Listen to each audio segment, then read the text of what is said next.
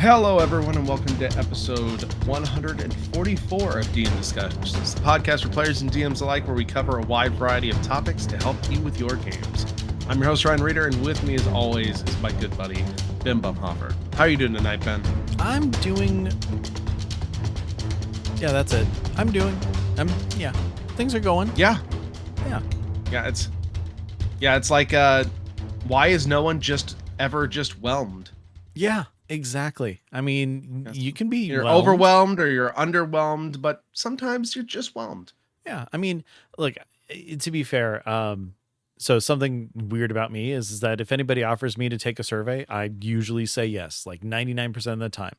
If I buy something at a store, they say, hey, go to this link and fill out a survey. I do it because it helps the person who helped me, and especially if they're good, I want to make sure they get good props. I hate when I have to say neutral on things because I'm like, but that's how I feel. But I feel like I should go one way or the other. So it's hard to be whelmed, but sometimes you just are. Sometimes you just gotta be whelmed. It's okay. I'm a little whelmed too. Like it was a fun family day. It was very good, but and we Renfested it up, which is basically Ooh. just like live action D&D. Yeah. That you get to walk around in. But boy, oh boy, were the fairgrounds. It hasn't rained in several weeks, and so just dust everywhere. So my nose and my sinuses and my allergies are just like, ha ha, screw you. Now you know what it's like every year at the Arizona Renaissance Festival. it's just always dust. Even after it rains, it's just dust. Yeah, that sounds wonderful. Oh, so much so. Oh gosh, but we're gonna fight through it. We're gonna get there. We've got some fun stuff to talk about tonight. So let's jump into a little bit of the news first before we get to one of our main topics. So, one of the biggest things is just a week or so ago, the D&D Beyond dropped another Designer Insights article from the Unearthed Arcana, the Psion update. And this is really big because this is a full new class, the first full new class that we've seen since the Artificer, which was quite a while ago now. But the new update for that is still coming soon. I think we're only like a month and a week or two away from that book. The poor reprints that had to happen because the books were not good quality, which it's good they did. It's good that they scrapped it and they said, no, we've got to hold it back. But it also was very sad for me because in my game, I have an Artificer. Both of us were very excited to get them to the 2024 version because everyone else has already flipped over, and that delayed things by several months, but it's coming very soon, so that's exciting. But yeah, the Psion, this is version number 2, based on feedback from the initial Unearthed Arcana. They said, thanks for the massive amount of player responses. We've been able to make substantial changes. The majority of the feedback on the class fell into 3 buckets: psionic energy dice uses, psionic modes, and spell casting. So the big stuff is that they've made changes to the psionic energy dice to make them more flexible and easier to regain so that you can use them more. Telepathic propel and connection now allow you to use the feature at least once without expending a die. Restoration now restores all expended psionic energy die over a minute of meditation. There's a new thing called Psionic Reserves that allows you to regain uses of your psionic energy die until you have 4 whenever you roll initiative. And then finally, Psionic Disciplines have been redesigned completely to allow you to either choose how many psionic energy dice you expend or to expend the die just on a success. And so these changes allow them to have more uses of the energy die and be less reliant on resting, because you don't want necessarily the warlock, or at least especially the older warlock situation, where it's just like, We did a little battle. Okay. Can we short rest, guys? Can we short Exactly. rest? Short rest here. Uh, the psionic modes have been cut completely. The feedback showed that the feature added complexity to the class by being an additional limited use feature to track and competing with other bonus action class and subclass features. Aspects of the modes that scored well, such as like modified options in the psykinetic and the telepath, have just been turned into straight features for the base class or for one of the subclasses. Yeah, and that's And something that then, we always love seeing is it's the idea of, yes, yeah, if something is just yes, so intrinsic to the character, don't make it a choice because that's what everybody will choose. Just bake it in exactly. and then give them more And that choice. it sounded like that was some of the problem, is Hmm. that there were some options that were literally just so good. Everyone was like, there's no reason not to pick this. And so that's a problem, right? Yep. Unless you bake it into the main class, and then it becomes a big strength for the class. And then finally, spellcasting now provides new cantrips at levels 4 and 10. And in addition, the sound spell list has gotten a huge update. It now includes more spells, including updated versions of spells from previous books, like Enemies Abound from Xanathar's and Mental Prison from Xanathar's as well. And the UA also adds 7 brand new spells, adding to the Cleric, Scion, Sorcerer, Warlock, and Wizard spell lists. And then, Ben, they also did a few updates for the subclasses as Yeah. well. Yeah, exactly. The feedback that they had for the metamorph is that, wanting expended uses of the psionic energy die to include like a roll of that dice. So like the mutable form, which is like, extended limbs and stuff, you now roll the psionic energy to actually gain temporary hit points to go along with that. Life bending weapons have been redesigned so that the extra damage from your organic weapons does not actually expend a use of psionic energy die, which is pretty good. Unless you use that feature to also restore hit points to yourself and your allies. Um, on top of that, organic weapons are maintained longer, letting players walk around town with their limbs transformed, and which is pretty great. And then feedback also called out concern that organic weapons competing with magical weapons. So, like if a metamorph appears in a book, magic items that provide benefits to organic weapons will appear alongside it, which is definitely the way to go. You don't want to have to again choose between your feature and then random loot that you can find. Or a really good, yeah, a really good item that then all of a sudden makes your full class feature completely obsolete. Mhm, exactly. Yeah. That's just not good design. Yeah, definitely not. And then also the psykinetic, they gained a new level 3 feature, so stronger telekinesis, which I think is great. It lets the mage hand actually have a longer range, but also the best benefit here is to carry up to 20 pounds. I mean, how many times have you been trying to use your mage hand to pick up a sword? That swords are heavy, guys. That's just how it is. Anyways, It's true. yeah, the telekinetic technique is kind of a core feature for the subclass. So they redesigned it to be used or to be able to be used like every turn.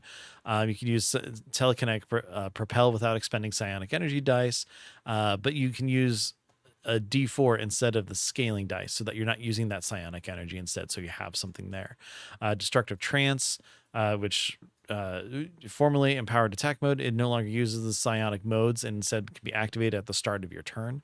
And then the Sand has access to more psionic energy dice. Heightened telekinesis still expends 4 psionic dice, but it doesn't actually expend a spell slot. So it had some good balancing on there. And from these changes, again, as we've said before with the last designer insights, it seems like they're definitely listening to players, but then on top of that too, like really kind of going in and trying to mirror a lot of the updates that they've had with the 2024 class updates, because a lot of it sounds like they're giving you free uses of things and stuff. And then Ryan, there's also the telepath left. Yeah, the telepath finally gets redesigned a little bit to grant a greater base range of telepathy, which is always nice. And that said, this lets us play with features that use the telepathy range. Telepathic distraction, it's a new feature that lets you interfere with another creature's attack roll if it's within range of your Well, telepathy. that's fun. Bulwark Mind, formerly known as empowered defense mode. So Again, they got rid of the modes. Like Destructive Trance has been redesigned to not use modes. Potent Thoughts now also increases the base range of your telepathy out to 60 feet. And then player feedback showed that Scramble Mines had too many die rolls to rounds of combat, which there does come a time when you'd have to roll too many dice. It does happen from time to time. Mm-hmm. Potentially slowing play down significantly. We redesigned that feature so that you choose the creature's behavior, reducing die rolls, keeping allies safe, and getting the desired outcomes for enemies. Yeah. So So Ben, what do you think overall pack?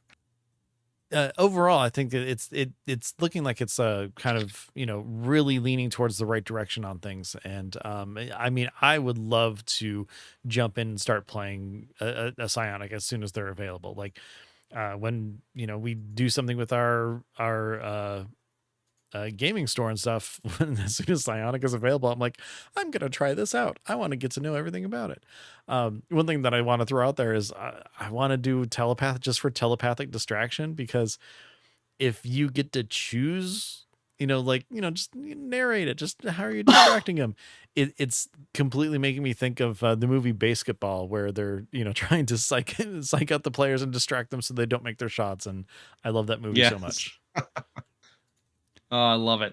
Yeah, no, I think the direction is much improved from the initial class. Mm-hmm. Especially getting rid of the modes, I think is actually a really good thing. Yeah, I More definitely agree. spells is good. Um, so just based on what this was originally, and what the updates, good stuff. This is Mm-hmm. really good stuff. On the flip side, I I'm a little disappointed that it is a spell casting class. Yeah, I can kind of see that. Cuz and I feel like they're doing it because they feel like they have to keep it in the box of spell casting, but I also am not a huge fan of psionics being able to be counterspelled, Mm-hmm. if that makes sense.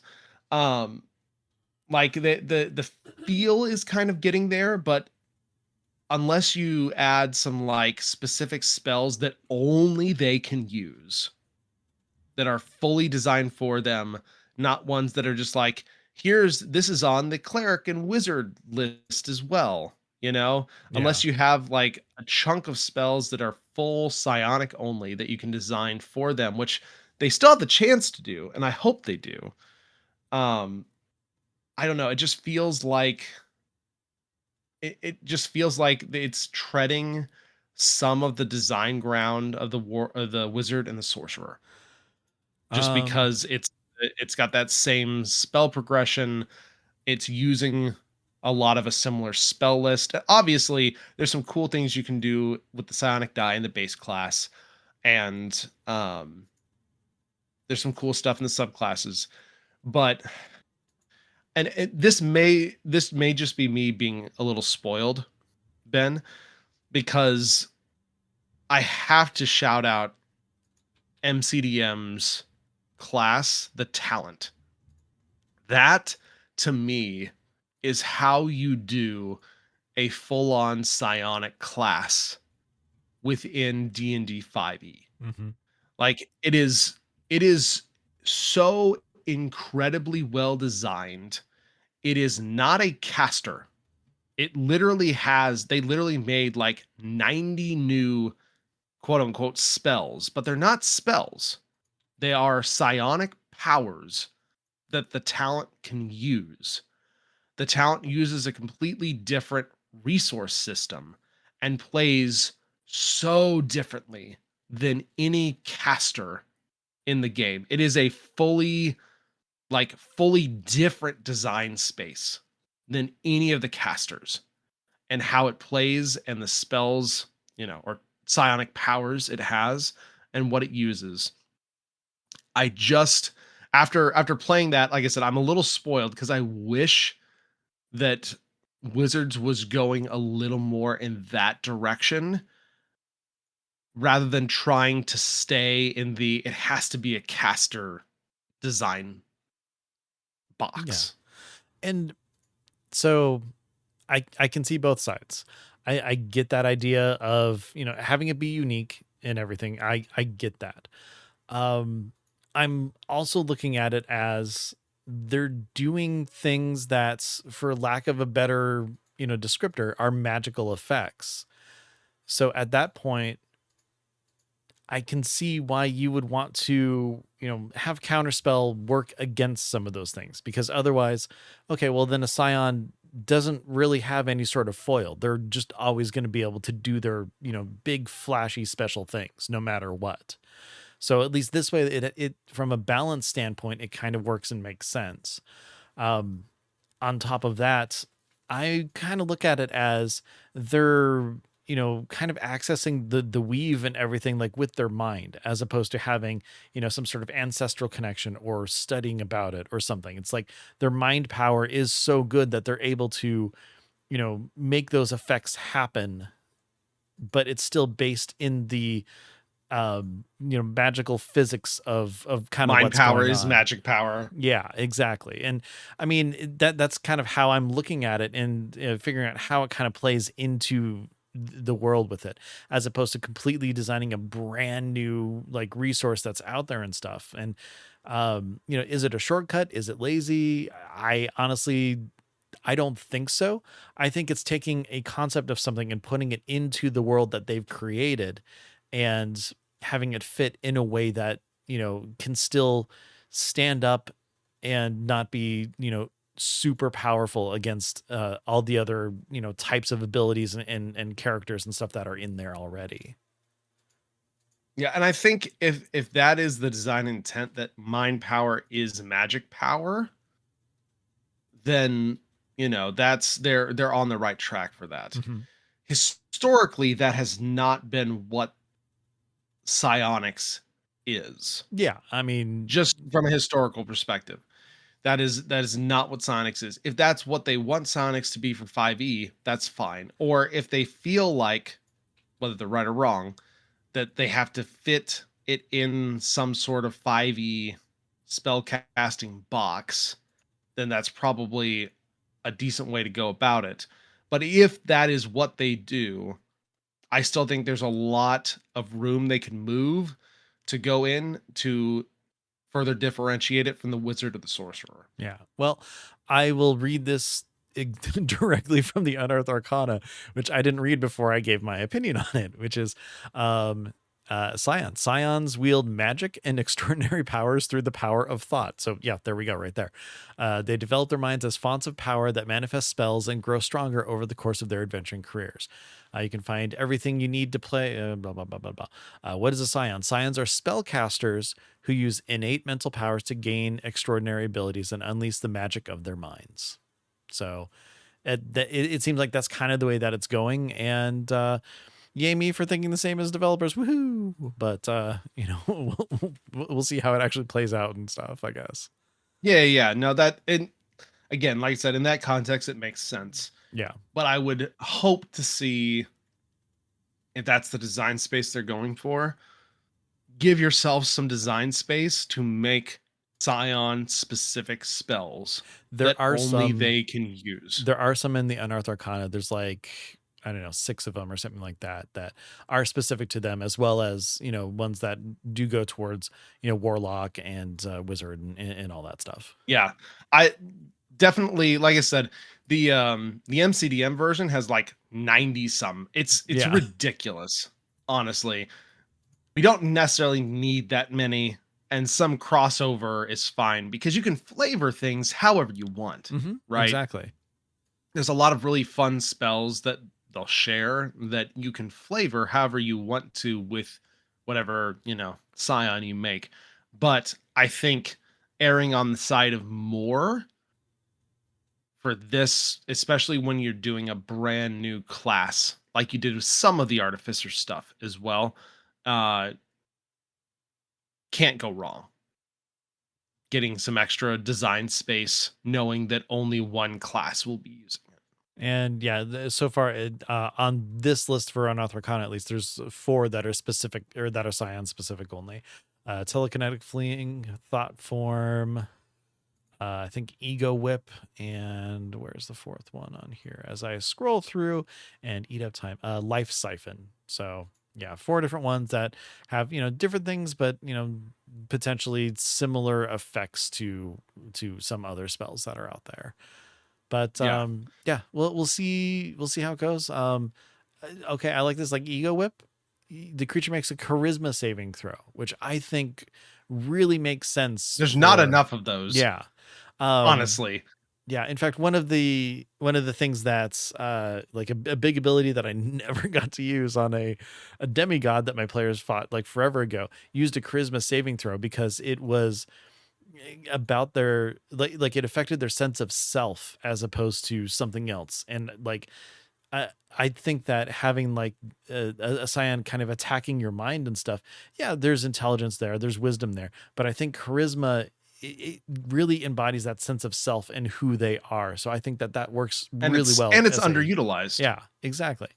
It Yeah. really is. Like there's not a most of the stuff that you're saving is going to be wisdom saving throws, dexterity saving throws, maybe strength con saving throws, Hmm. much less intelligence, much less charisma. Yeah, exactly. So the Scion is the perfect type of class to attack that intelligence and attack that charisma, I think, just from a flavor standpoint. Yeah, definitely. But yeah, so we'll have the link in the show notes.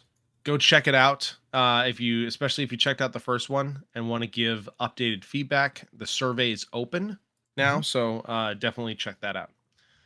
Um, Second, just kind of as an aside, I ran across a really interesting article on Dungeons and Dragons fan, just talking about upcoming D&D video games. Um, for those who are kind of in, or maybe even not in, the video game industry, or in and around that news source, the video game industry has had a really rough last few years. Hmm.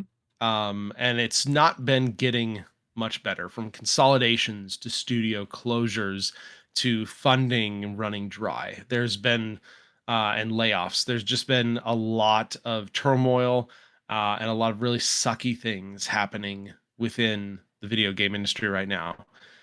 It is a microcosm of that. Are the D&D specific video games. And there have been many that have been announced and canceled. I think Hidden Path Entertainment folded, was working on a D&D video game.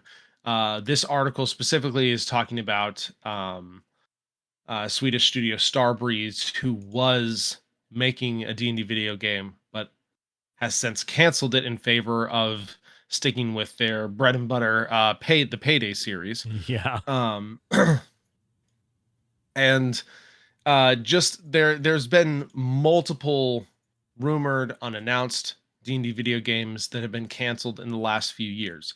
But there's a really nice little um, chunk of this article kind of about what is still in the works for those whose D&D and video games cross over. I thought it would be fun to kind of mention it a little bit. And obviously, if you've not played Baldur's Gate 3, we talked about it a lot when it came out. Just get it and play it. It's still the best D&D video game that has ever been made, in my humble opinion. Yeah. Period. It finally had it's finally had its last patch, because they kept adding things and then they stealth dropped an entire massive content update that added a brand new subclass to every single class Yes. in the game that no one was expecting. Um, and so the game has so much content in it. The mod scene has really started picking up. There are whole custom campaigns currently being made. Um, I feel like that game, Ben, is going to be the next, essentially the next Skyrim Yeah. for the Yeah. next 10 to 20 years. We'll see a lot of mods, a lot of movement. I mean, heck, my first my literal first playthrough was like over 100 hours. Yeah. One playthrough, over 100 hours. So it is, and I plan on going back because there's just probably an immense amount of things I've never even seen or experienced just from a story perspective. So, anyways, When I'm pulling up, stepping off my sorry, soapbox. just really quick, Uh, I just had to pull up because I'm curious because I'm actively playing a game with a friend. I've had okay, 2 full playthroughs, and I started a third on my own. I pulled up Steam, and I'm at 440 hours for Baldur's Gate 3 so far, and I've still got just a little good, two games that are out there that haven't been completed yet. So just a yeah, little good. yeah. Yeah, just a little good. Um, Oh, but and yeah, I'll each playthrough has been entirely different too. That's the yeah, thing. yeah, it's wild. Is wild. Like Larian are the real wizards. Like they just incredible. Anyway, stepping off the Baldur's Gate 3 fanboy soapbox. Um uh currently right now there's a few D&D games in development. Wizards has indicated that they have an in-house studio at Hasbro that is currently developing a D&D game. Very little is known about that. Gameloft Montreal, the studio best known for the popular Disney Dreamlight Valley, of which, Ben, I believe you are a big Yeah. fan. Yeah. In fact, my playtime on that is 828.9 hours. Oh God. I've been doing that way longer than I thought. Yep.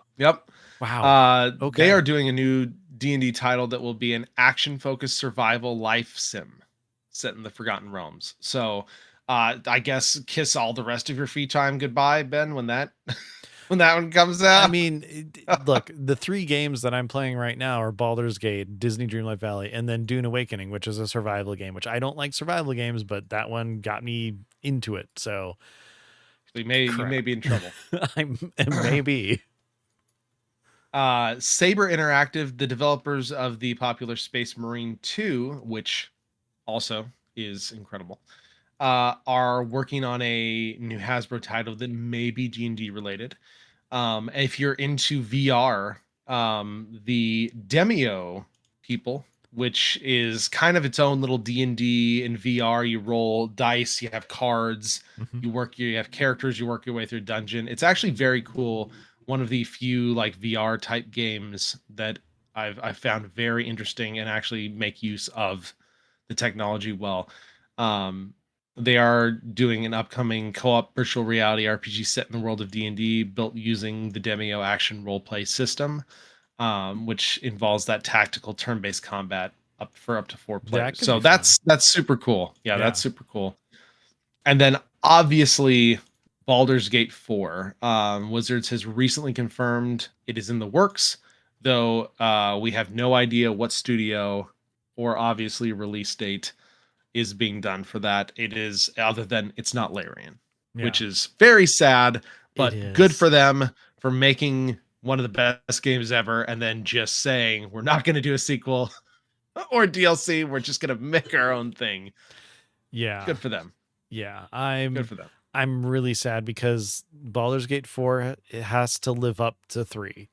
And as we know, Good luck, whatever studio has follow-ups to work on to that. insanely great games generally aren't as great if it's by a different studio. Although I do hear that Fallout New Vegas is supposed to be superior to Fallout 3. So I don't For know. good things. I And still it haven't is played it. also the focus of the upcoming Fallout season 2. Yeah, which I'm looking forward to that too. Yeah, same. We are honestly in like a golden era for video game television Yeah. for some reason. Yeah. Well, I mean, it's Fallout, it's The Last of Us. Um, so Fallout and The We Last got of Mass Us. Effect coming. which is wild. We've got I Warhammer stuff coming, which is crazy. did Like, did you watch Secret Level on Amazon? yes. Yes. Oh my gosh. Well, first of all, just the first episode is D&D, which is great, but the rest of the Yeah, series the also D&D really episode good. was actually really good. It Yeah, was really good. The Space Marine one, that was chef's kiss. amazingly cool. So good. So good. But yeah, so I mean, there's, like you said, there's crossover. There's a lot of crossover here. I Yeah. would love to see like a live action or a well done like D&D TV series Mm-hmm. and get off the ground. And apparently several have been like spinning around, but none have quite landed yet, Yeah. which is really too bad. And I think part of it is the terrible timing for the release window of the D&D movie, which was It was so phenomenal. good. If you haven't seen it, it's streaming. I think it's on Netflix right now. But you can Let's see. buy it on DVD. You can get it for rental. Like it's in several places. It's phenomenal. It's really good. Yeah. Like it's really well done. It's fun. It's got lots of good action. It's got some drama. It's funny. Right now, it is just streaming in the US on Paramount Plus. Paramount Plus. There you Yes. go. So yeah, like my parents watched it, it's really and good. they're like, it was really good. And I mean, Yeah. they've played the one session of D&D with me when I visited when they still lived in California years and years ago. So Yeah, it's very fun. Unfortunately, it was release sandwiched between John Wick and Mario. yeah, Not the greatest release window for a brand new franchise to go up against a very strong franchise movie and then Mario. Mm-hmm. Did you ever see that first D&D movie that came out?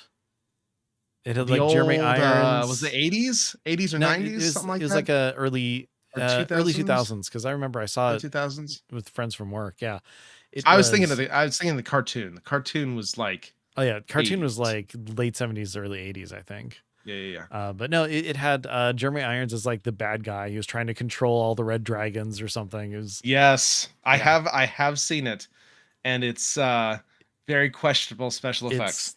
It's not that great.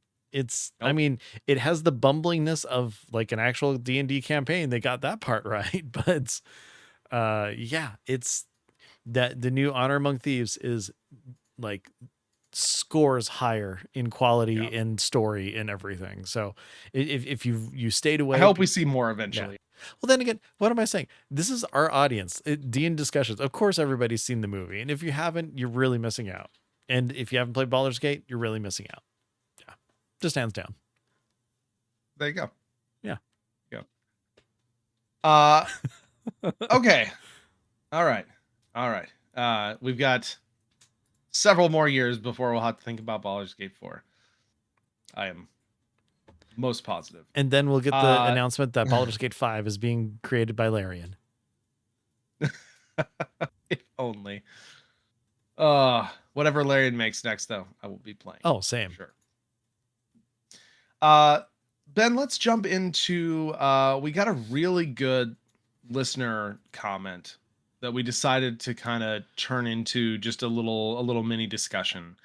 Kind of talking about deadlines in games. Yeah. Which I think is actually really interesting topic because there's a lot of different deadline type things and a lot of different scopes, right? Between like this very short period of time to like a long drawn out deadline, right?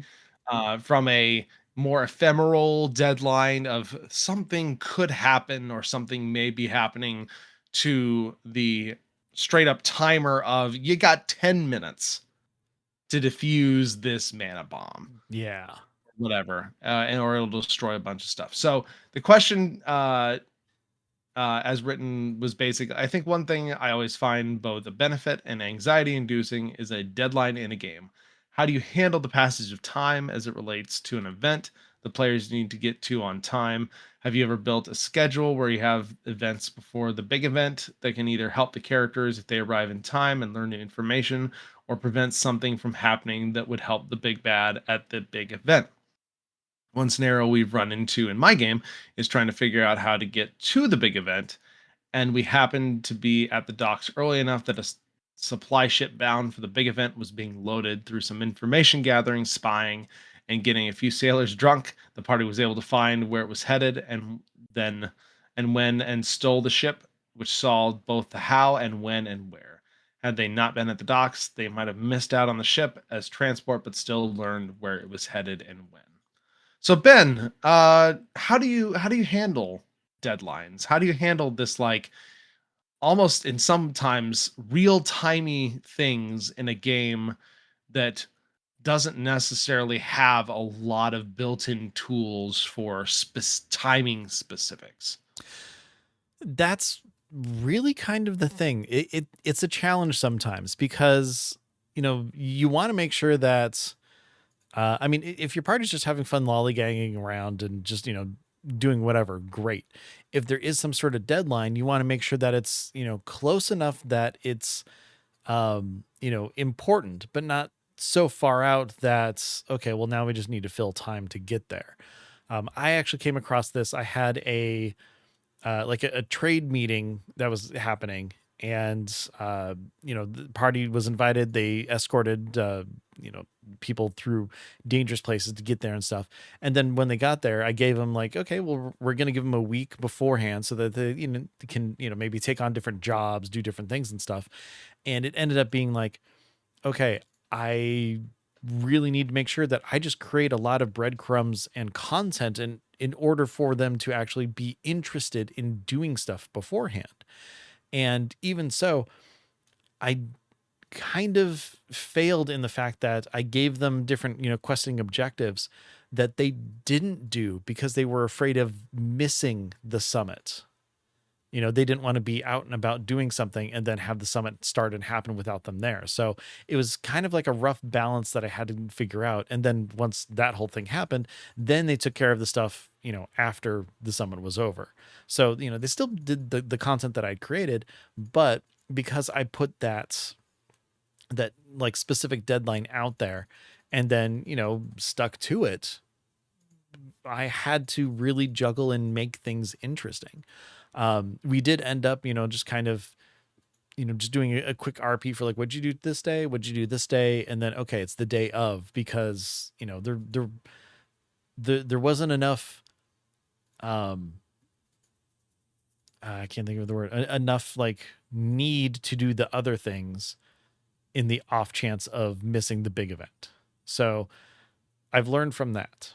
I will say one thing that I did to keep track of the time and know like when it is and when it's going to happen is something that I totally took from Kyle, our friend Kyle, where he'd said basically just get a day planner and then use that to map out what happens, timeline wise in the day so that you have an idea of, how long things take, what they did, in previous days. And, it'll give you an idea of, in 3 days, this needs to happen. And then you can kind of map out, how things are going to be playing out in that sense, which worked incredible for me. And because of that, I was able to organize a lot of my thoughts into that, as well as kind of cover what they did during the day, how long it probably took, and things like that to kind of keep track of it on my end.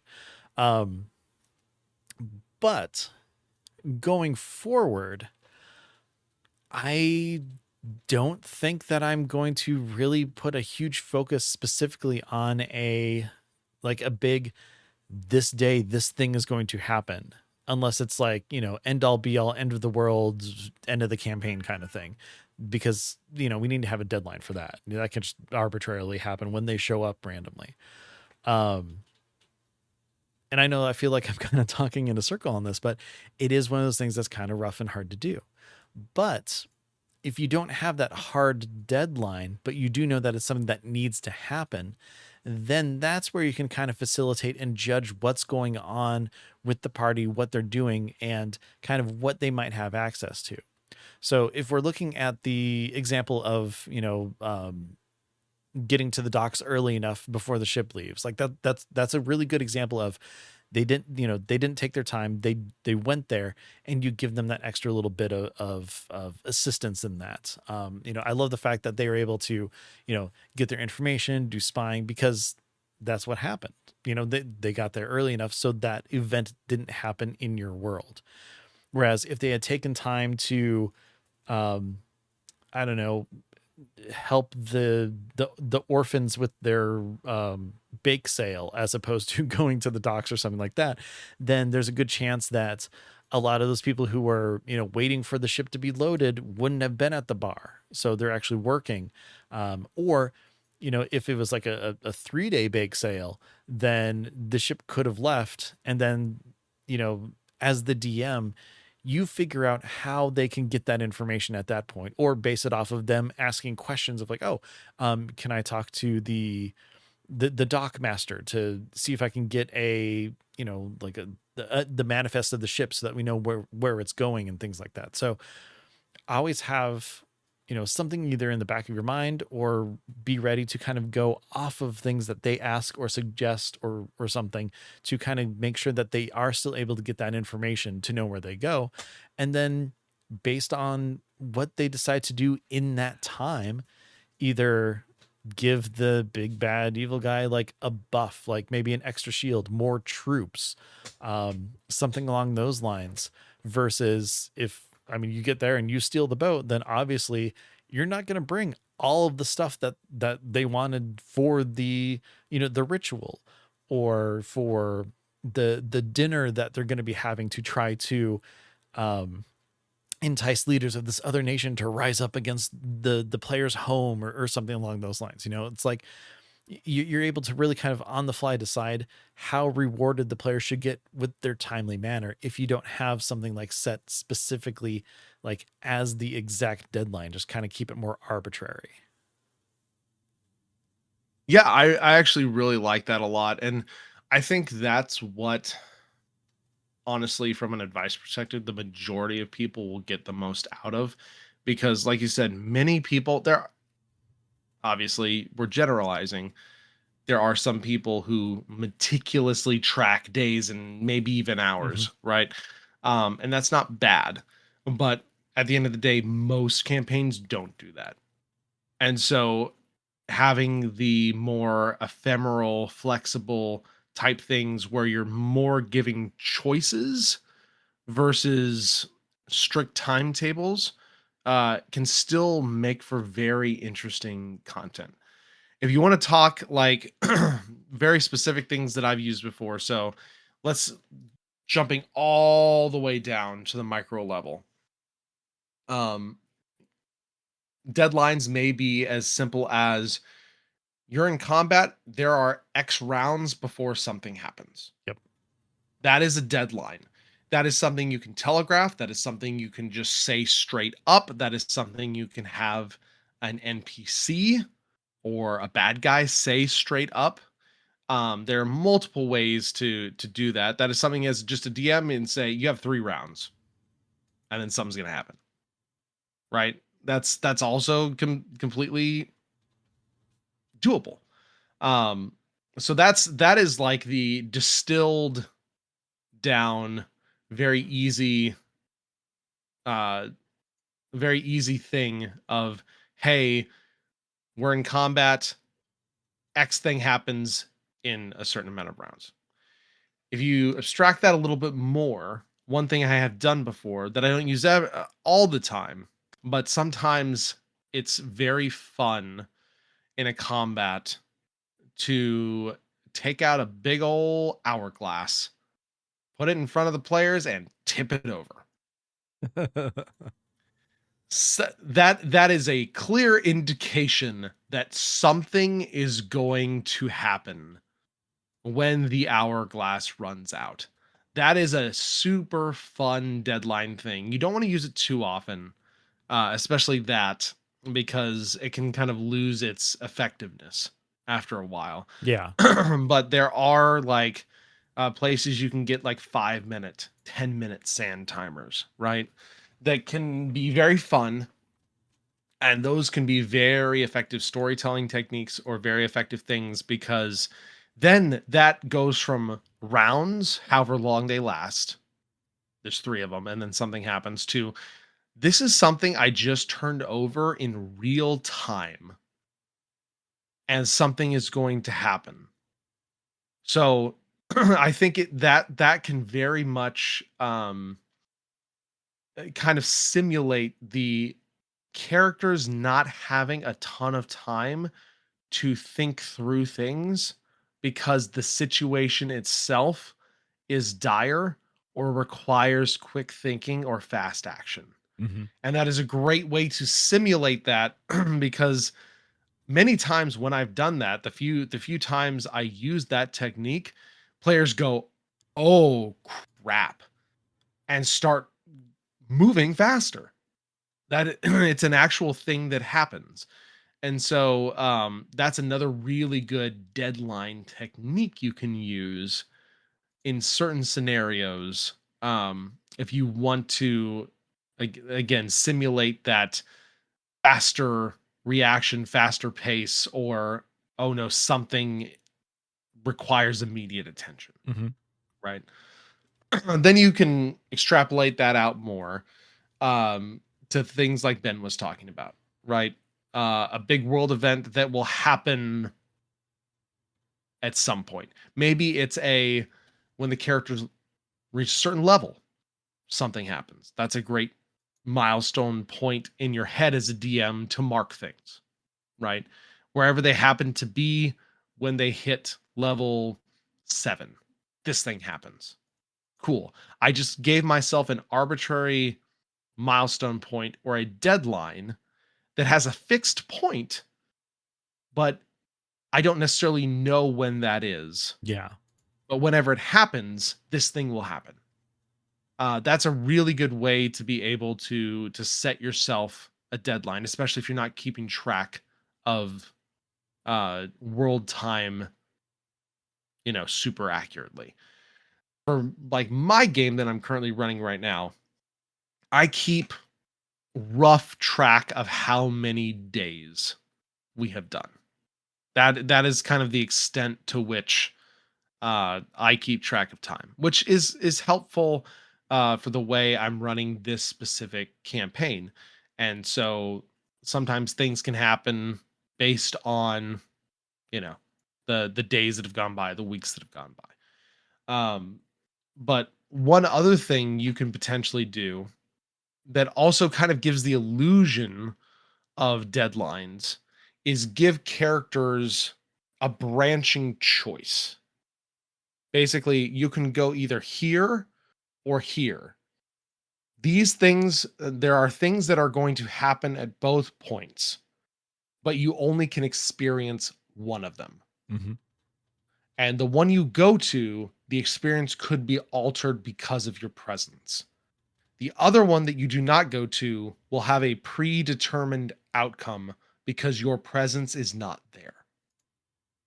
So that's a great way to kind of, quote unquote set a deadline, then give the players the option of which one they want to affect. And I think that's a really interesting thing because then you have predetermined outcomes for both of those things, but one of those predetermined outcomes may be altered because now there's player presence. Yeah. And it might not be 2 things, it might be 3 things, it might be 4 things. Obviously, the amount of things that the amount of possibilities, I think multiply the further or the deeper into the story you are, the more connected the players are to the world, or potentially the higher level the players are. Because we talked about this a little bit when we talked about running high level play, is that high level play is not just about throwing really hard monsters at your party, it's about making them make the tough decisions. And so something like this can be one of those things at a higher level that is incredibly effective because you can have those 2 or 3 or 4 scenarios with your predetermined outcomes, and your players might only be able to get to 1 or 2 of them, and their presence may alter the outcome of those. But then something else predetermined will happen at the places they do not go to. Yeah. One thing I'll insert here, don't make it a choice between players like backstory, quests or something like that. Always have it be something forward into the campaign as opposed to, okay, well, you've got three options. You can either, finish Johnny's backstory or Josie's backstory, or you've got Marianne's backstory over there. You can only do one of them. The other two are gone forever. Like nothing like that. Always have it being some sort of questing or, like, okay, we need to choose between these two cities to save. You have to save Yeah. one of them. You Things that can't affect save like the other. the main story. Yeah, exactly. Yeah, just wanted to throw that out there because I know sometimes we're juggling a lot of different things going on in story paths, but you always need to make sure that you don't rob one player for the For fun another. and enjoyment of another one. Yes. Yeah. 100%. And then one thing too, this kind of does go to if you are kind of tracking, time as it's going on, and you do know that based on, the time that passes, the days, the hours, whatever. If you are doing that, and you do use a planner like I do, or something like that, as you're tracking, write down what's happening in those other locations, or the bad guys group, or whatever is going on, so you can kind of keep track of what they're doing and kind of where they are in their prep or anything like that. That's just the easiest way to know of, well, if the group gets there by this time, this is where I know that the bad guys are. This is what's happening, so that we know how much of a defense they might have, or how much of a hindrance the good guys will actually do to them, versus they took too long and they're not even there anymore. You'll have that whole idea of like what's going on time frame wise, so that's you don't have to think of it on the fly, or like say, okay, we're going to go there now. And then you have to think, oh, okay, let's see. They did 2 days over here, another one over there. And then there was the bake sale for 5 days. I notice how it's just getting longer and longer because those orphans just cook so much. The brownies are the best, by the way. But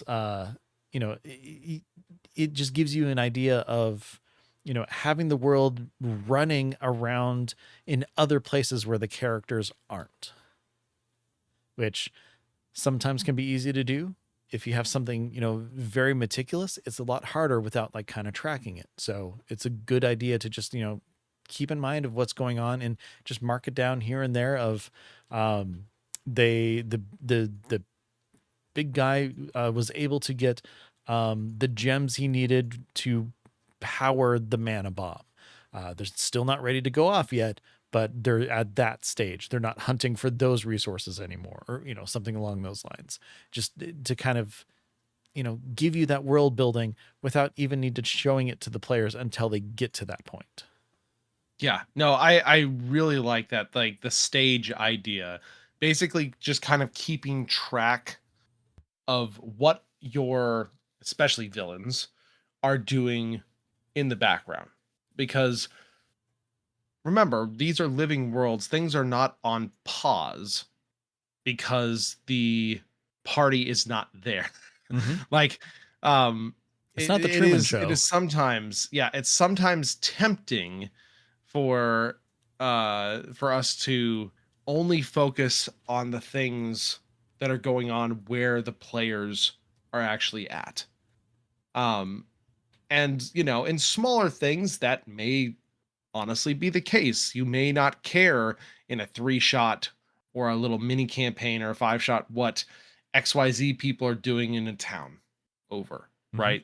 But in a larger scale, bigger, wider campaign that has, higher stakes or a larger breadth of area that things are happening in, time goes on, things go on, people do stuff, especially villains, plot, scheme, whatever, kind of keep track as seems appropriate of, even if your villains are not there in the party's direct line of focus where things are happening, make sure to check some boxes off.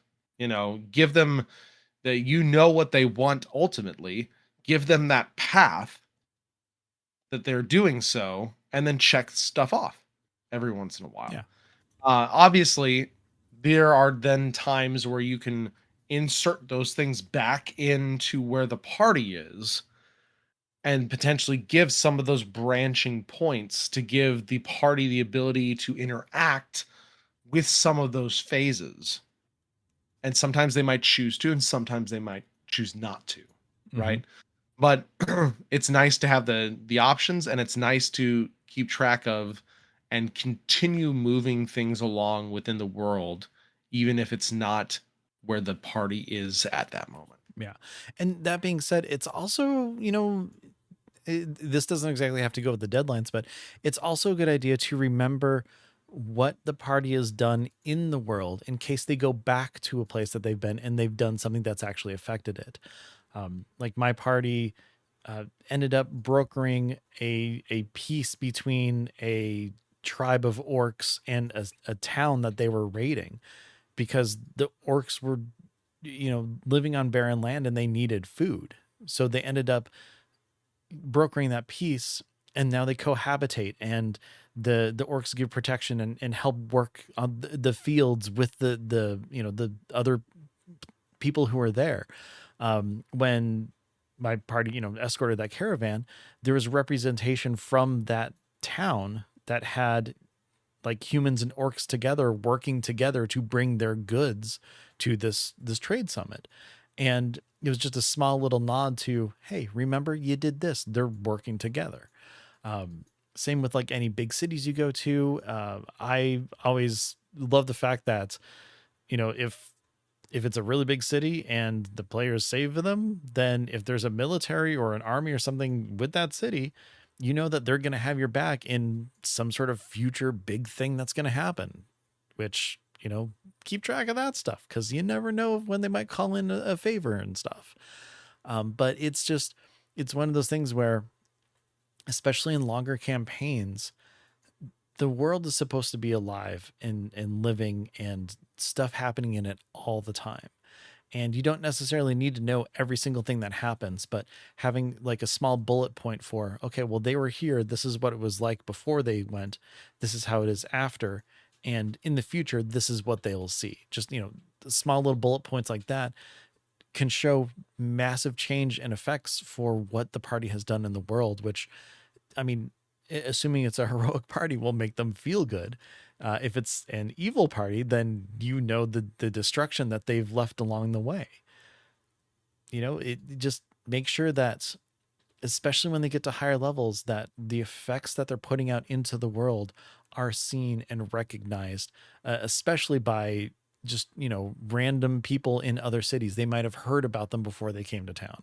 I know we talked about this like renown and stuff quite a while ago in a different episode, but the effects that they have in the places that they visit are part of that renown, and keeping track of that is also important. Yeah, yeah. There's very few things you can do that are cooler than showing and giving your players permanence in the world, Mm-hmm. especially if it's an ongoing campaign, especially if it is a homebrew world, because that is then the DM really sharing something of theirs with the players and letting the players permanently affect it, Yeah. which is super cool. Super, super cool. But what about you?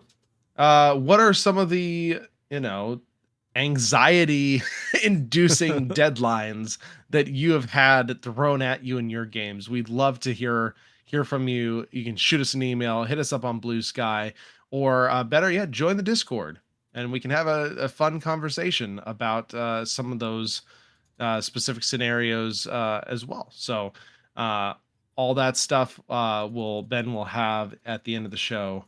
But thank you so much for submitting this question. It was This is a great really, topic. really a great topic, yeah, to talk about, and something that is very useful for your games as well. Yeah. And uh, you learn from mistakes. I made a mistake in the past. I know how I'm going to handle things going forward. So, yeah. That's right. That's right. Real fast before we kind of wrap things up, we wanted to shout out, if you are looking for a game to play in and you say, gosh, Ryan, I don't have a DM, or I'm a DM without players, or I'm a player who's just looking for some other players to play with. Well, we wanted to shout out, we're not sponsored by this, but I've used it several times. Ooh. Startplaying.games is a super good site for finding all sorts, not just D&D, but all sorts of tabletop role-playing games. You can jump in. There are free games, there are paid games, there are ways that if you're as a DM, you can run them and make some extra money.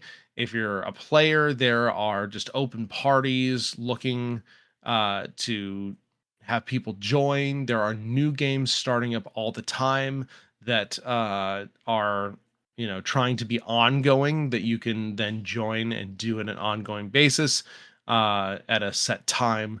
It's a very easy system to sign up for and find games for whatever systems you're interested in. So just wanted to say, if you didn't know about it, if you're looking for games, that is a great spot to just try and find new games that you can play. Very cool. And also, because I mentioned it earlier, I threw it in here so we can have it in the show Yep. notes. If you want to play a 5th edition full on mind is not magic necessarily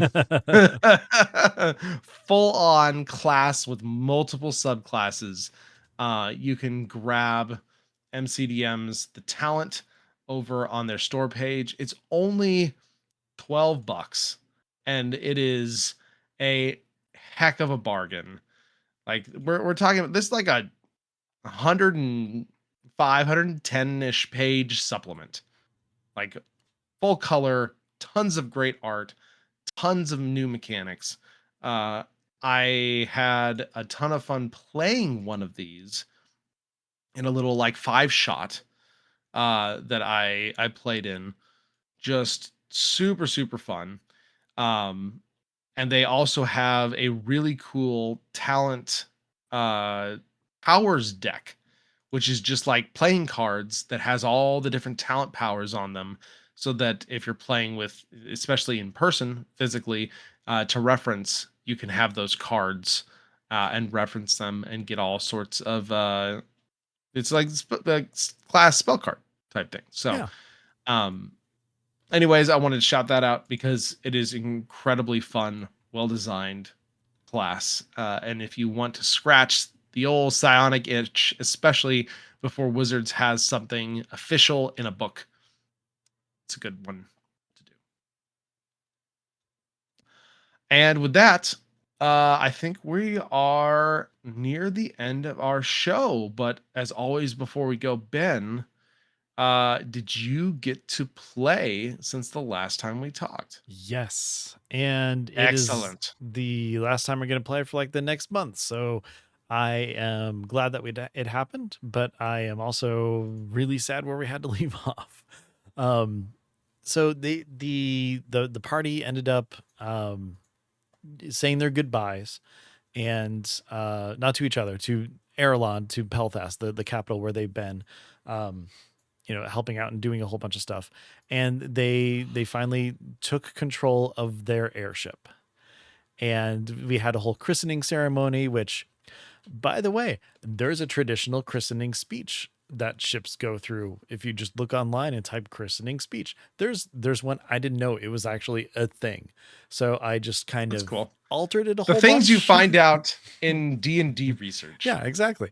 So yeah, I altered it to, kind of fit with the world a little bit more and stuff. And we did a big massive celebration and everything, and then ended up taking off and flying away. Um, had them roll. It was going to be 2 days to get to the Everwilds, and then a third day to get to a place called Turtle Rock, which is where they're heading, and to visit a monastery to find one of the artifacts that they're looking for. And so, we did rolls to see what would happen during those days, in the flight time. And we did some, learning or training for, how to control the ship, because it's just a small airship, but I have basically a captain and then an engineer and then just the party, because I didn't want to deal with tons of people running it and everything. So I'm like, oh, they're going to be the ones who do it. Great. So they kind of learn different things that they need to do, ways for like upkeep of the ship to make sure that it still flies, how to steer it and everything. So it took some time doing that. I believe it was the second day they rolled, and big storm coming in the way, so they had to kind of negotiate that. And then when someone said, can we just go above the storm, I'm like, yeah, you can. Air is going to be super thin. You got to figure that out. And so what happened was, luckily our Goliath, who was born and raised in the mountains and who can deal with very thin air, she had learned how to fly the ship poorly, but she had learned how to fly it. So she's like, okay, well, I can still fly it and, get us kind of up. And then my rogue wizard multiclass, she said, well, hey, I've got Tasha's cauldron of whatever. Can I make these like unending breath potions out of that? I'm like, yeah, of course.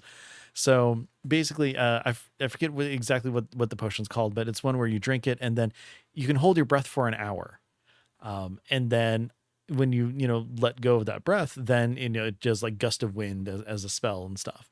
So she had enough for that and ended up with her and the engineer going into the marvelous mansion that the bard could cast. So they're safe and in a different plane, while the rest of the party all have those potions and they're able to hold their breath and everything.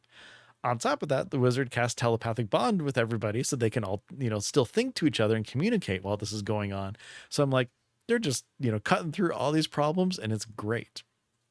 So then with the two in the mansion, that's a different plane, so the telepathic bond doesn't work. But the wizard rogue multiclass said, would I be able to talk through my familiar? And I'm like, you know what? Let me think about this. I read the find familiar spell. The telepathic bond for that says nothing about different planes. So I'm like, sure, you can go through that. And then I thought, since you can touch or cast spells through touch with a familiar, I'm going to let the telepathic bond go through the familiar as long as they're touching someone. So I'm like, yeah, sure. Why not? It's a smart use of all the tools that you had. Let's do that.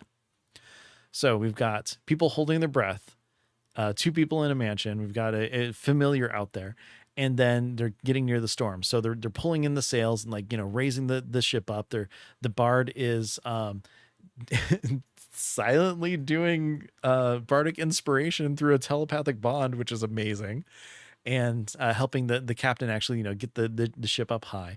The sails are coming in against strong winds and everything. Once rain starts hitting, then our storm sorcerer does water walk on everybody, so they're not sliding around on the deck and stuff, and able to have their footing, as well as through storm sense, getting a feel of like if lightning's going to hit, to tell them which way to turn the ship and things like that. So they were able to totally navigate through the storm, kind of like they did on the sea, but it's way easier in an airship because you're, not tied to the water and stuff. So it worked out great. It ended up going like, I think 4 or 5 rounds and them just, kind of working through the problems, getting everywhere. The captain sometimes failed, so he wasn't able to like get up as high during each turn. So, it extended it further and further until they finally got up above it. And then I rolled because I'm like, we're going to see how this goes. And then that's when the captain let out a sigh of relief when they were above the storm, letting out his air, and then realized, oh, We got to get him underneath. Oh, sorry. Oh, shoot. We got to get him underneath. Um, so it was just a ton of fun kind of going through that whole scenario and stuff. And I had a blast kind of working through it with them. And of course, I say this every single time we, talk about my game. My players are super smart and very creative when it comes to things. So, having them kind of go through the problems and think of really creative ways of doing it was a lot of fun for me. So then third day happens, night falls, and as they're flying, they see Turtle Rock really far in the distance, except there's a glow coming from it and giant plumes of smoke. And there's something circling around that breaks off and heads towards the ship. And it turns out it's some sort of undead dragon with a figure riding its back. And there's movement along the sides of its body. So something's going on with that. And that's where we had to leave it. So, undead dragon flying towards an airship with stuff going on. So we're going to see what's going to happen when it picks up. And I'm really excited because obviously I know everything about it. So I can't wait to see how they kind of deal with that problem. And then once they finally get to the monastery that appears to be on fire. So yeah, we'll see how it goes. Very cool. I tell you, stuff that takes place in the air while flying, it just adds so much more complication. Mm-hmm. Like you want to, we've talked about this in like the adding of effects before. Flying is one of those like added modifiers that just complicates the entire situation. Yep. Oh yeah. And I mean, it's a dragon. It's going to have a wing buffet. And we're going to see what happens A there. wing buffet, Yep, a wing a buffet. buffet of wings. Yep, exactly. My favorite kind. Good uh, old wing buffets. yeah, so that we're going to be playing again in about a month, and we'll see how this gets resolved. I'm Very excited. exciting. How Very about you? exciting. I think you got to play because I think we played on the same day, actually. Yes, we did get to play. And hilariously, it actually kind of lined up with a little bit of what we talked about earlier because at the end of last session, I basically gave them the hey, the the bazaar, the Silver Eye, this mercenary band, all this buildup has been happening. The attack from the city guard, probably put into place by less than good individuals, is happening. And so the party had a decision to make right at the beginning of the session. Do we go try and see what we can do to help them because they have been our allies so far? Some of the characters even have kind of hooks into the organization to an Mm-hmm. extent. Or do we use this to go try and dig up more information while city patrols may be down or things may be, less heated elsewhere in the city? And so they chose to do that. So again, whatever is going to happen in this situation is going to happen. Mm-hmm. Players aren't there. But the players are going to be over here so they can affect change. And so they basically went um, to this compound that is run by uh, someone they think is not on the level. Essentially, it's a compound that these refugees of the city, they've been bringing them in to work and live there, kind of like a little company town type thing. They have these warehouses. They don't know what's being made, but they've had hints that it's not on the level. Yeah. Something's going on, based on the ties of the that head of the church of Tyr in the city to these other people. So there's a lot of suspicion around it. So they basically kind of did some really clever breaking in, knocking out guards, and kind of replacing them quickly, to sneak in They kind of cased the compound, then they snuck in at night, made their way uh, into one of these factories, kind of into an inner part where no one had they had not been able to access before, where they found like all these parts. All these factories are making these different parts that seem very innocuous, very like not connected.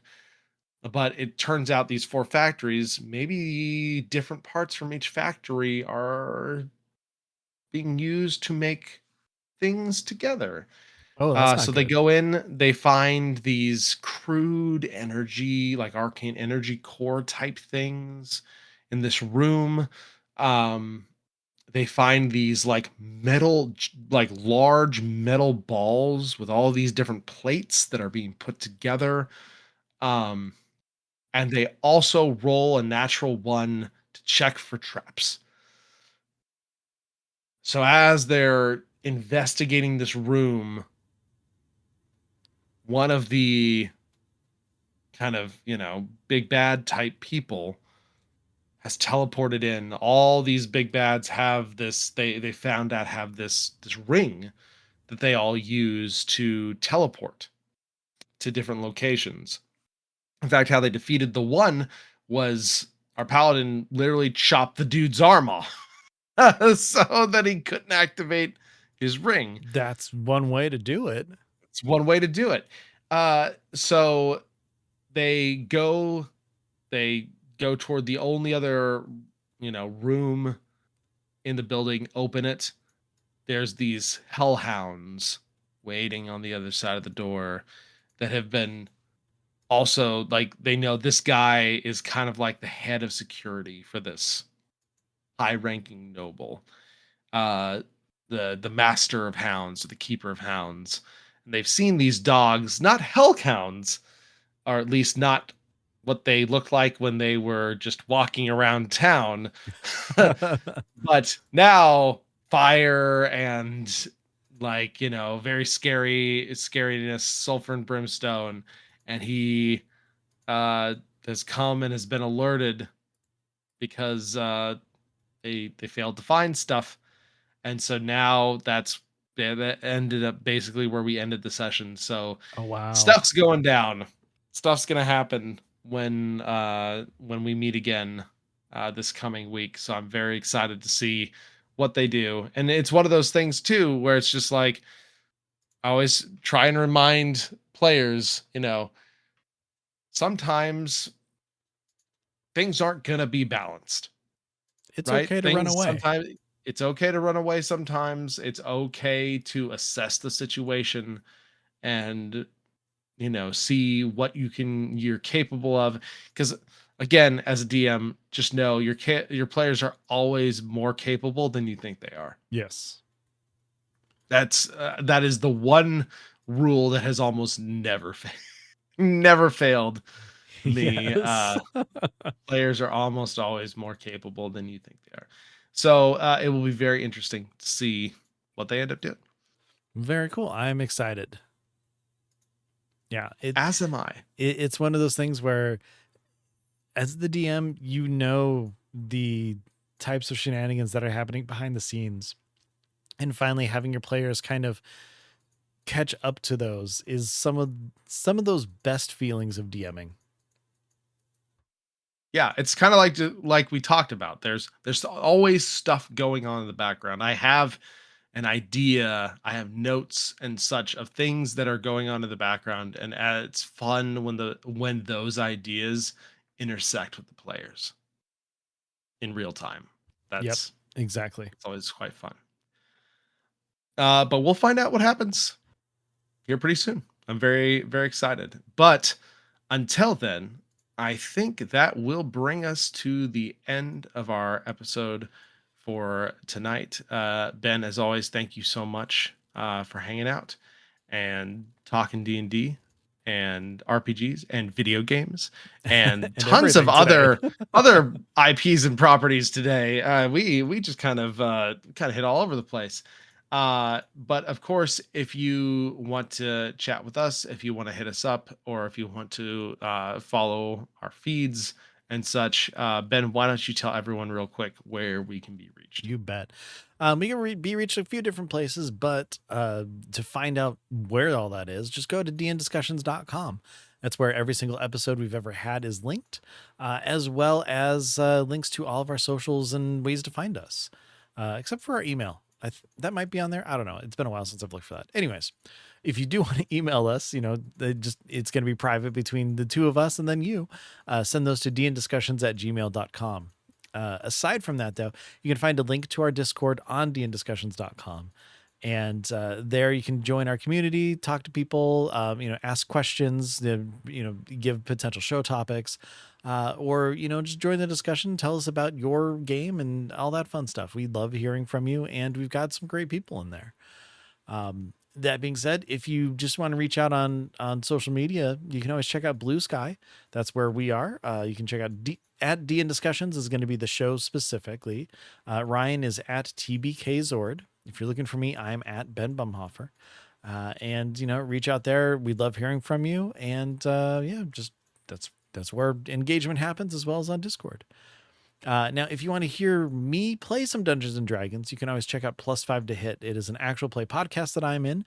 I play Caladan, the Dragonborn Barbarian, and we're starting to get into some stuff. We found some interesting things. It's one of those things where, in our last session at least, being a DM myself, I knew that it was a good idea to point something out that would have been a bad thing if let's just say that if things had gone poorly, it would have been my fault because of just something I had on my character that I wanted to make sure that I reminded the DM of, as opposed to hiding it and being like, oh, everything's fine. You listen to the show, you know what I'm talking about. Anyways, that being said, it's a lot of fun. I recommend it. If we're only like 7 or 8 episodes into our third campaign here, it's jump in, have fun. But aside from that, like I said, dndiscussions.com, every single episode. Listen to us on your podcast player of choice. Basically, if you're hearing me speak right now, our show's there because obviously you're listening to it. But that being said, we'd love to have you on Discord, where you can just talk with my good friend Ryan here. Which, thank you very much for joining me on this episode of DN Discussions, Ryan, because without you, I don't know if I could do it alone. And, we have a good time. It's one of the highlights of my weeks, so I appreciate it. That being said, everybody, thank you for listening. Thank you for the support. And until next time, roll high and be good to each other. Take care, and we'll cease.